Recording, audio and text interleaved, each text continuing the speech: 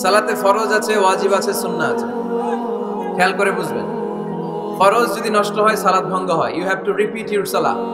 ওয়াজিব নষ্ট হলে সালাত ভঙ্গ হয় না, নতুন করে পড়া লাগে না, সেজদায় সাহু দিলেই সালাত আদায় হয়ে যায়। আর সুন্নাহ নষ্ট হলে নামাজ নষ্টও হয় না, নতুন করে পড়াও লাগে না, সহ সেজদাও লাগে না, নামাজ আদায় হয়ে যায়।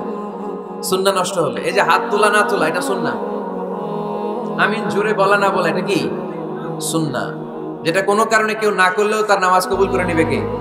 আর এই সব সুন্নাত আমাদের দেশে গিলাগিলি। মৌলভীবাজারে মাশাআল্লাহ এগুলা নাই,